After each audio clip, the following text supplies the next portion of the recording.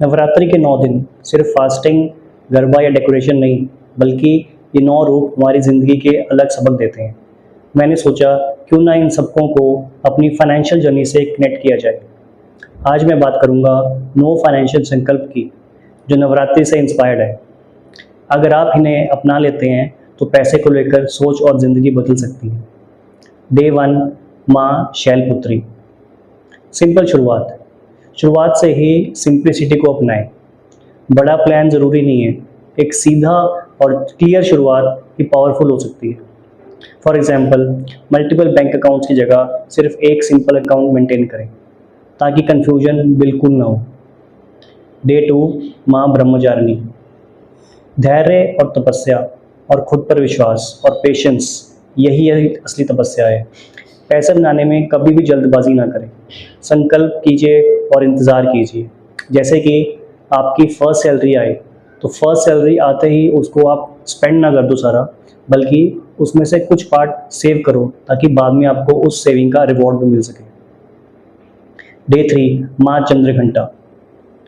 शांति से जियो और show off मत करो। शांति का मतलब है कि दूसरों को देखकर खर्चे ना करें, खुद के हिसाब से चलें और खुद के हिसाब से चुनें। फॉर एग्जाम्पल, ईएमआई पे एक लग्जरी कार लेने वाले दोस्त का स्ट्रेस और दूसरे दोस्त का अपना घर, डिफरेंस पूरे पूरे माइंडसेट का है। डे 4, माँ कुष्मांडा। पैसों की क्रिएटिविटी, सृजन और जुगाड़। पैसे को क्रिएटिव तरीके से इस्तेमाल करें।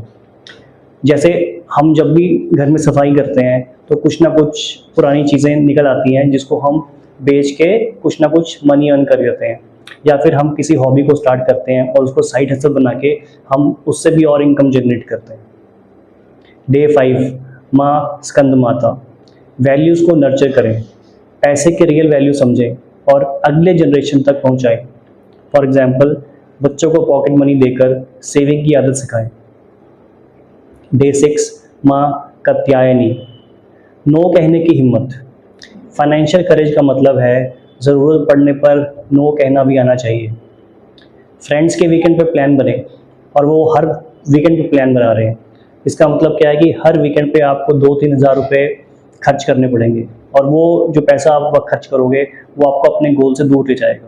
अपने गोल पे फोकस कीजिए और बजट बनाइए कि हर महीने या हर 6 महीने में आपको कितना स्पेंड करना है पार्टी पे। डे 7, माँ कालरात्रि। डर से डील करें, डर का सामना करें। पैसे के मामले में सच का सामना बहुत बहुत ज़्यादा ज़रूरी है। अपनी सैलरी या पैसे से जो भी आपने गलतियाँ की हैं उनको एक्सेप्ट कीजिए और इग्नोर मत कीजिए, और आगे उनको इम्प्रूव कीजिए अपनी मिस्टेक्स को। डे 8, माँ महागौरी। इरादे की शुद्धता। पैसे का मकसद सिर्फ खुद तक सीमित ना रहे, दूसरों को भी ज़रूरत पड़ने तो उनकी मदद हमेशा करें। जैसे कोई भी तीज त्यौहार होता है तो उस पर आप दान कीजिए, या किसी ज़रूरतमंद की फ़ीस भर दीजिए, किसी ज़रूरतमंद के खाना खिला दीजिए। ये सब बातें आपको आगे लाइफ में बहुत हेल्प करती हैं।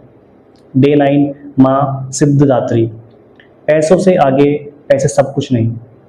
फुलफिलमेंट चाहिए तो इनर पीस भी ज़रूरत है, सिर्फ पैसे के पीछे हमेशा भागना नहीं है। जॉब या बिजनेस में सक्सेस के साथ मेंटल पीस को इम्पोर्टेंस देना बहुत बहुत ज़्यादा ज़रूरी है। तो दोस्तों, नवरात्रि के 9 रूप याद दिलाते हैं कि पैसे की गेम सिर्फ नंबर्स की नहीं, ये एक सोच है।